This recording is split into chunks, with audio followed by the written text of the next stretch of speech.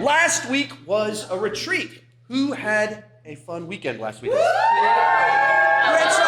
Anyone have anything weird and wild happen last week? Yeah. Quite a few. Both weird and wild, and half the room's like, yeah, something really weird happened last week. I can't go around all and tell your stories, but I can tell my stories from when I was your age.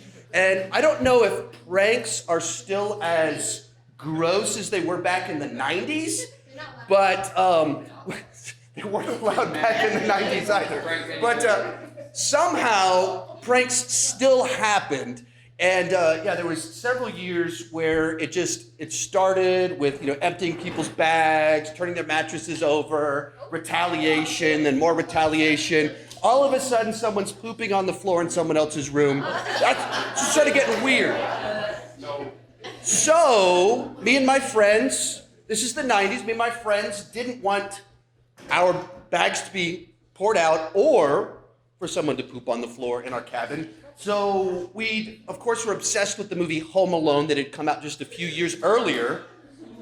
And it was quite the cultural phenomenon. So we'd learned a lot from Kevin McAllister about how to keep a space safe. So we set a series of booby traps in our room. So if anyone entered through the normal ways, their head would catch on fire, they'd get a concussion, any number of other things that would normally send you to prison, but we're just trying to protect our cabin. So we booby trap everything, and then we sit in the lobby, just relaxing, having a good time, talking. You're a retreat, you're hanging out with your friends. So we're just sitting there talking.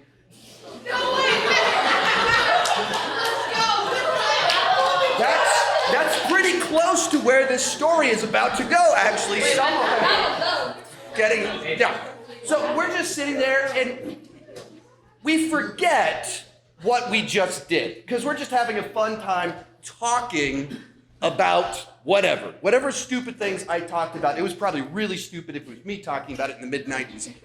One of our friends walks, his name's Vincent, and we're like, hey, Vincent, I just got to grab something out of my bag, and he opens the door to the cabin, and as he's opening it, we remember, oh yeah, we just booby-trapped the entire room. So he opens the door, and we set up a board to just...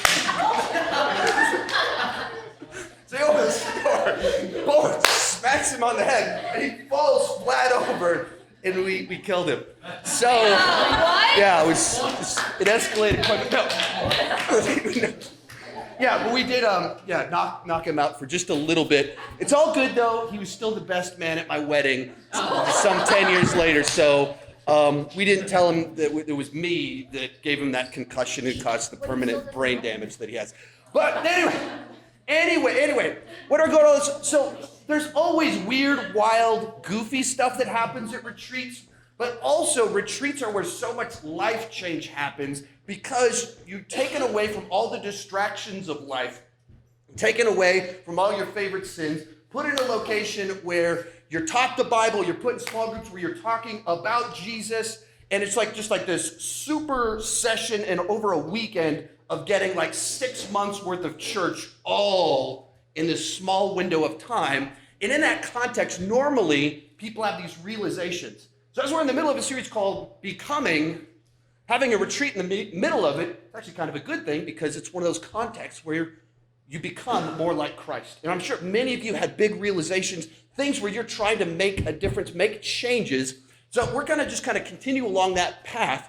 And as it kind of says on the card there, this series is all about being with Jesus, being like Jesus, and doing what he did. So that's what we're looking at today. And in some of the lessons we've done in this series, they've been a little bit more abstract, a little bit more theological, talking about how we become more like Christ from a theological perspective.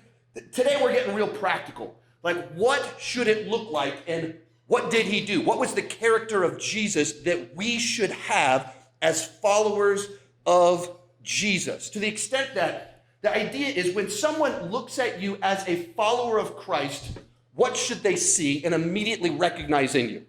So I'm going to put some images up on the screen, and these are not trick questions whatsoever, but I'll put the images up, and I want you to tell me what type of people are in the picture. So, first picture. Heroes. My dad. Non-church. almost all of those answers were correct, but immediately everyone goes, firefighters. You just see that and you recognize firefighters. Next one.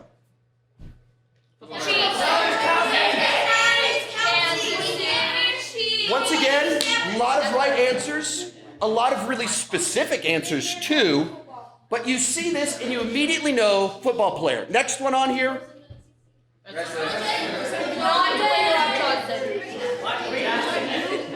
Michael Jackson's. So if you guessed wrestler, you're correct. I also would have accepted me in the morning when my kids are loud arguing about Pokemon before I want to wake up. So I also would have taken that answer. Final one on here.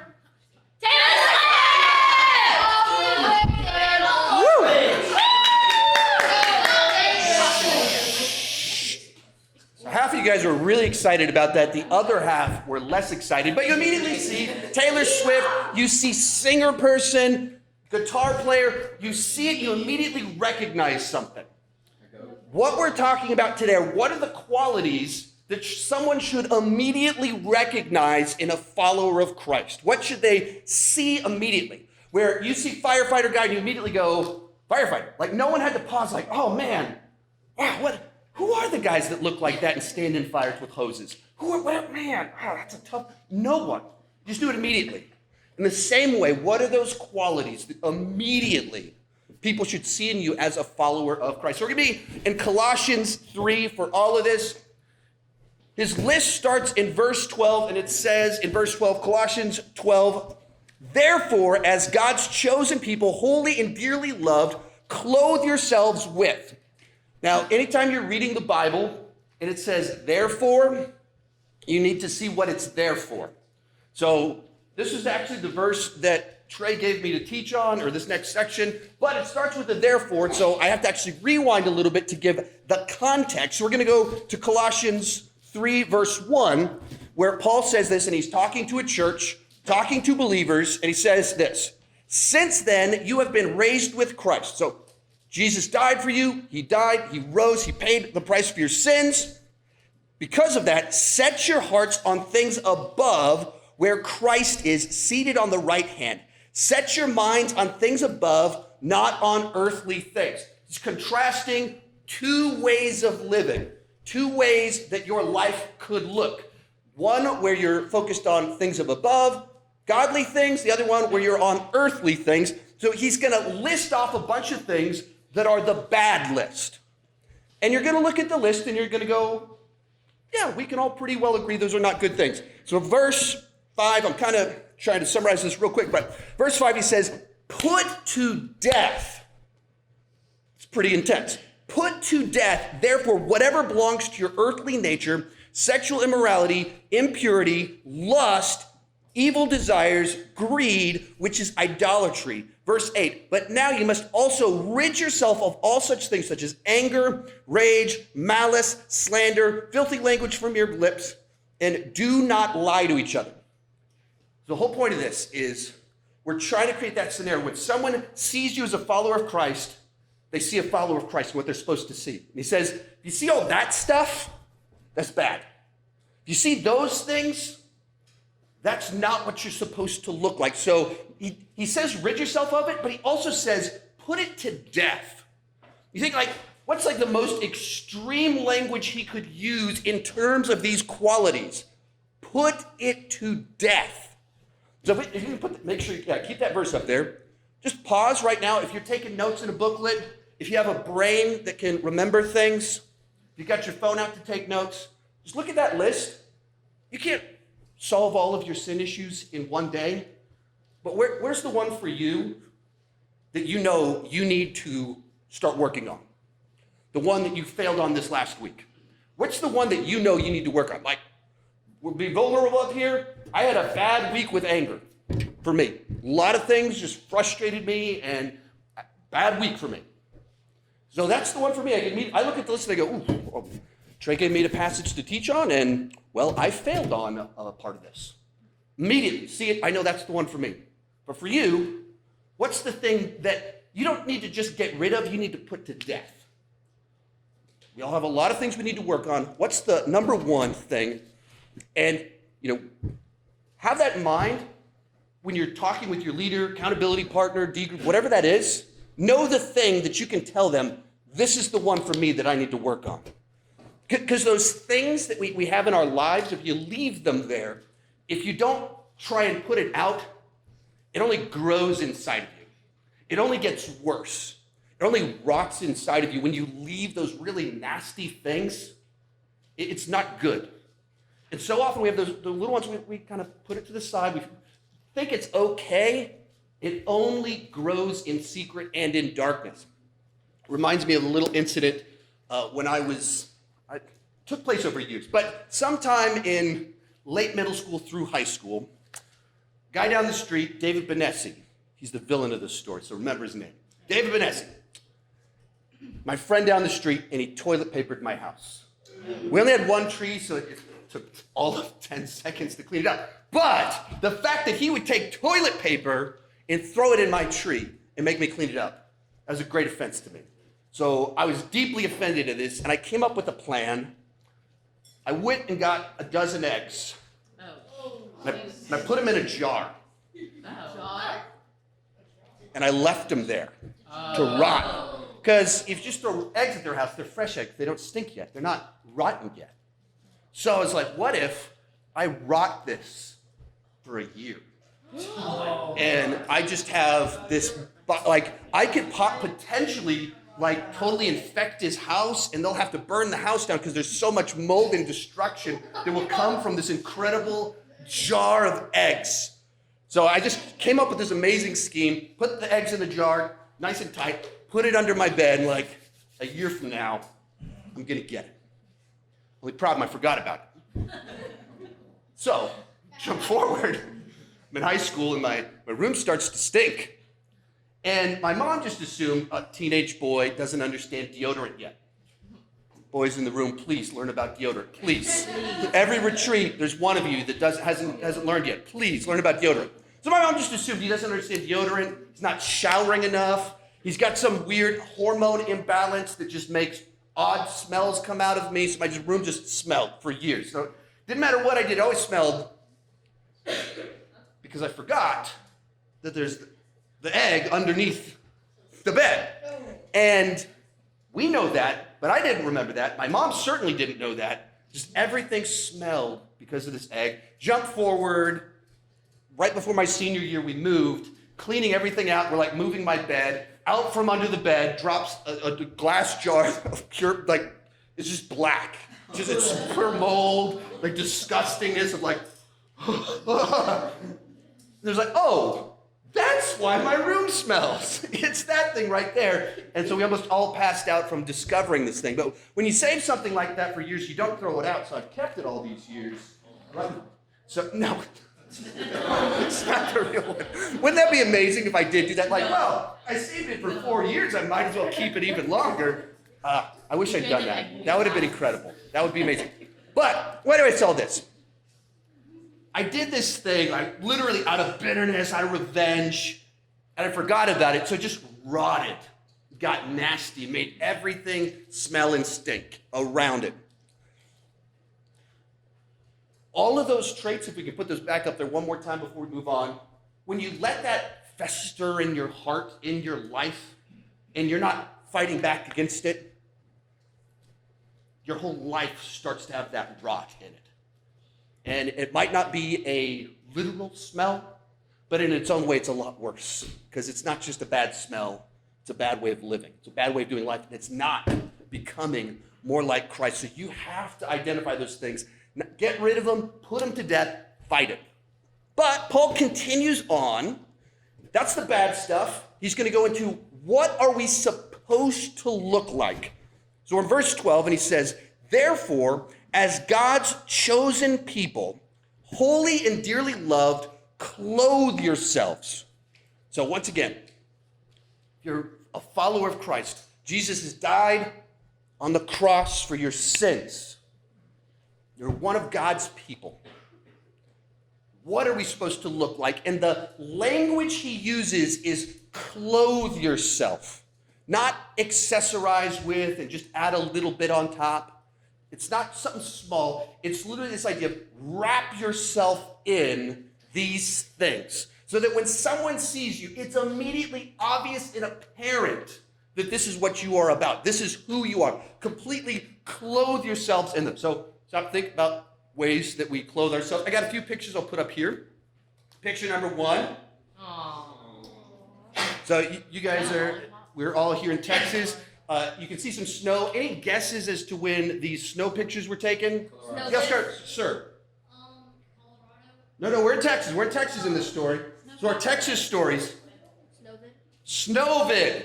From 2 years back when... 2 years? It was 2 years ago. 2 years ago. 2 years ago. The time is flying by. Yeah. 2021. 2 years ago when Texas decided it was actually going to snow, and we didn't prepare for that, so that like all of the state's power grid failed, and some of us fled our houses, and some of you had to poop in buckets. Exciting times. Anyway, the reason you can tell that it was cold and snowy is because I'm wearing a jacket. That lad right there is wearing a scarf. There's hats on our heads. There's also snow, so you could also probably tell it's a snow day because all those things. But you look at the picture and you immediately recognize it's probably cold based off what they're wearing. Next picture on here, actually pictures. All of these are taken at 3 different events. What type of event do you think that we're at? Wedding. How did you know that? How did you know that all these were taken at a wedding? White suits. Black ties, you just smiles on faces, you just see what we're clothed in, and immediately people go, wedding. So it's wedding. Next one's a little bit more confusing. I just thought it was funny. Another wedding.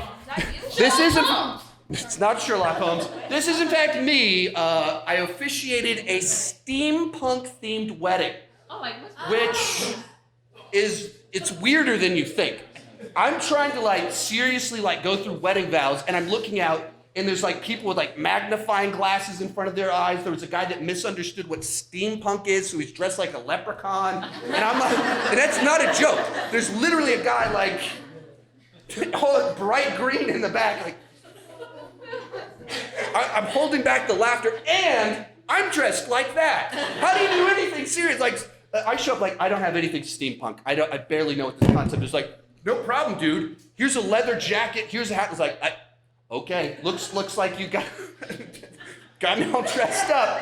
But, so now you know what it looks like if you're officiating a steampunk wedding. Final picture on here. Here's a nice one. Probably not off to, yes, Karen, so right there. Your guess on it. This is definitely Backyard Bible Club. Backyard Bible Clubs, that is correct. You're right. So, grown man, this guy's 6 inches taller than me. I borrowed a pair of his shorts, and they were half the length of my normal shorts. It was quite confusing. Apparently, I don't know how that works, but they are very, very short shorts. But you see and immediately think, summertime, fun antics. You don't go, I bet they're off to a wedding. Nobody guessed wedding. I just put up 4 pictures in a row of weddings. Nobody went, and we're at a church. We're literally in the church lobby where I got married. No one in the room looked at what we were clothed in and went, they're off to a wedding.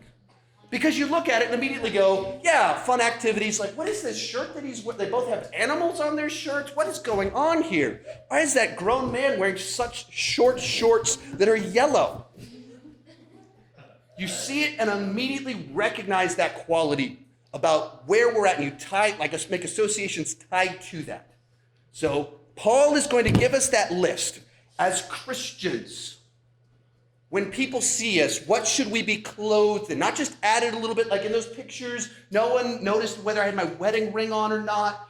No one was like, does he have a necklace, a watch? No one notices that. You notice the yellow shorts. You notice the jacket, the tie, the big stuff that was obvious, not little details. No, don't just add a little bit of these things. Clothe yourself in these qualities and already switched pages. Verse 12. Therefore, as God's chosen people, holy and dearly loved, clothe yourselves with compassion, kindness, humility, gentleness, patience. Bear with each other, forgive one another. If anyone has a grievance against someone, forgive as the Lord forgave you. As followers of Christ, when people see you, they should see this list. So the simple question, is that true of you? when people see you, when people think of you and your character and how you relate to others, is this the list of what people see? This is what people should see. So compassion, like concern for other people. And so when someone at school is getting bullied, is your thought, I want to fit in, I'm going to join in just a little bit. I'm not going to be too mean, but I don't want to be outcast myself. So I'm going to join in just a little bit in being mean to the person. Or is your thought, what can I do to step in to help that person? Okay, whose children are that in the back that are causing trouble? This is outrageous. I'm talking about serious things. Those are my kids back there, which you probably could tell since I already put a picture of them up in the slide. So there they are. One of them brought a tie too, so he's trying to look sophisticated and fit in. Anyway, compassion. Do you immediately think, I don't want to get picked on myself, so I got to fit in? Or do you think, how can I help that person defend that person? When someone is like shows up here, they're new, do you think, how can I help them fit in? Or do you think, where are my friends? I want to just see my friends. Like, are you thinking about others? Kindness. This is a real simple one. Like, are you kind to people? Is your default setting, how can I be nice to people? Or do you just have a harshness to you? Like, I remember one time when I was in youth ministry, Robert Wade Pruitt, the lead pastor here, one of his favorite paintings, people call him Bobby, his name's Robert. One of his favorite paintings is of The Scream by Edward Munch. And so we had a retreat where that was like the theme for the retreat. He was my youth pastor back in the 90s where people pooped on floors and we knocked out Vincent. But anyway, so he had this shirt. The shirt was of the painting of Edward Munch. And I had it for several years, wore it all the time. And somehow like a hole formed right in the forehead of the Scream. Just like right there in the forehead. And so it's kind of funny. It looked like Scream had been shot in the head. So I thought that was funny. One day I show up to church wearing this shirt. And like there's a hole, but it wasn't like inappropriate. It wasn't like awkward. It was just like a little hole that was mildly amusing. And a guy runs up to me and he puts his fingers into my shirt and rips my shirt. Just like, ha ha ha. And so all of a sudden, it's no longer like a little hole that looks like a funny bullet hole. It's like my chest is exposed here at church. This is a bit uncomfortable. It's like, well, go sit down. I don't have a backup shirt, so I guess I'm just gonna have an awkward day at church. And my fun Scream shirt with the bullet hole in the head is now unwearable. And it, like, the guy just, like, for whatever reason, just, why? I don't know. It's just like a very odd thing for a human to do, but we're just trying to think, what's a kind thing to do? You know, tearing someone's shirt that they're wearing while they're at church, exposing their chest, you know, not the kindest thing to do. A little bit awkward and a little bit uncomfortable. Humility. Just kind of that basic idea of like, do you think too much of yourself, your opinions? Do you always have to be right? Do you always have to be first? Do you always have to win? Humility. Or you put others first. You think, not so much like think lowly of yourself, but not thinking about yourself all the time. Like, you define by humility. Or are you someone quite full of yourself? Gentleness. Like just having a demeanor towards other that's soft and respectful. As a negative example about myself, I remember being a freshman in high school. It was like the first time I ever learned a little bit about theology, and different people had different beliefs in the realm of Christianity. And there was someone in one of my classes that I knew was in kind of a different type of church. I don't know anything like at the Bible as a freshman in high school, but I knew she believed something a little bit different. So I showed up and it was like, you believe this? Well, what about this? What about this and this? It was just like, I was just like abrasively like yelling at her, like, prove me wrong, as if I could in any way defend what I believed. And just like got in her face and she's like, I can't. And like just this harsh nature and how I related to her. And it was like one of those things like looking back like, what was I even doing? Like no one has ever been convinced because you embarrassed them or yelled at them. But like I said, Gentleness did not define me. If you looked at me, you wouldn't say, what a gentle soul. He's so sweet and gentle with people. No, like how do you interact with others? Is there an abrasiveness? Patience. Middle school, high school, kind of awkward phases in life. There's a lot of awkward people in the teenage years. There's a lot of awkward people at your schools, in this room. I'm pretty awkward in a whole lot of ways. Are you patient with people that are difficult? Are you patient with younger siblings? Are you patient with people that are different? Or are you harsh with them, telling them they're wrong? And then, do you forgive others? Or do you plot revenge by putting eggs in a jar that you forget about under your bed? And that's a funny example just because it's so outrageous that that's a real thing that I actually did. Put eggs in a jar, seeking revenge a year later. At the same time, we all have little ways where someone wronged us and we start like imagining how we can get them back. That's not good. So people that have wronged you, do you forgive them? Do you cancel the debt? Are you still waiting for them to say something, or have you forgiven them? So once again, you can keep that list up there. That notes that you're writing in your booklet, in your brain that can remember things, or your phone that you're taking notes on, which one of those do you know you need to work on? Let's actually do two on this one. Which one do you think you're doing well on? You're a kind person? I'm pretty kind, but also I can hold.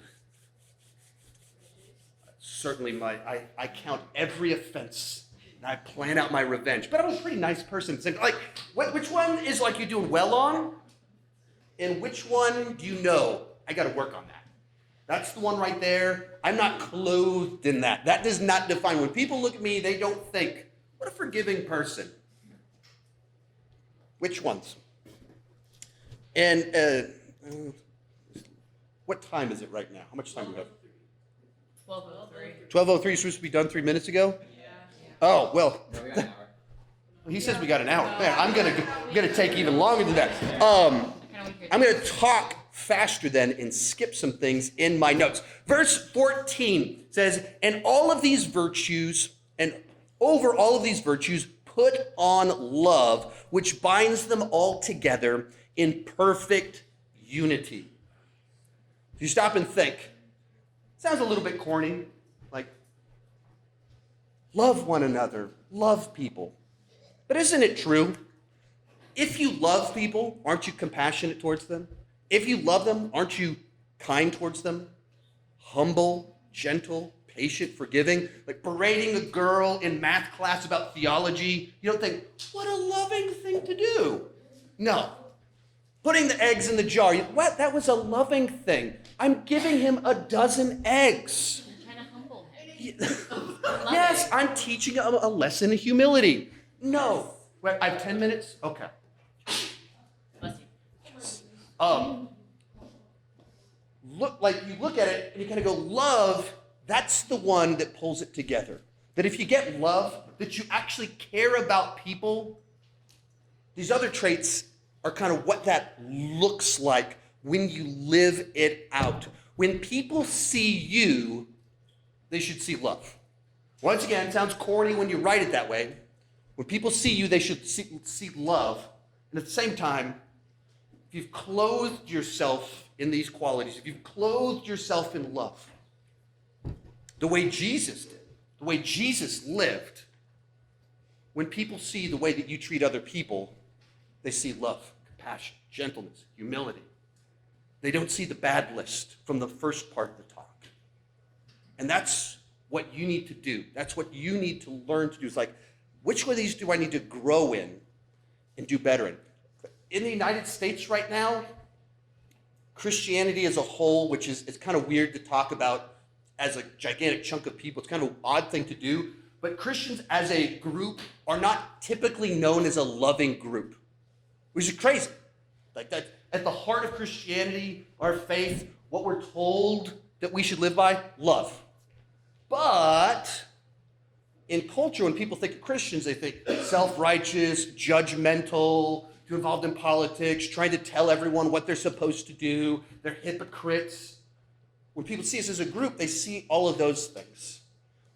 And you can't magically change that. You can't change the way other people perceive of a group on this level. I don't know what the solution to that is, but if the people in this room start to live out love, you can change the way that Christians are perceived at Hutto High School, Farley, Tiger Rock, in your neighborhood. Wherever you go, you can be the example of living out love in each of these traits. Where that's when they see you, that's what they see. There's something different about you. The way you treat others has a certain flair, a vibe to it that looks different from the way other people treat one another.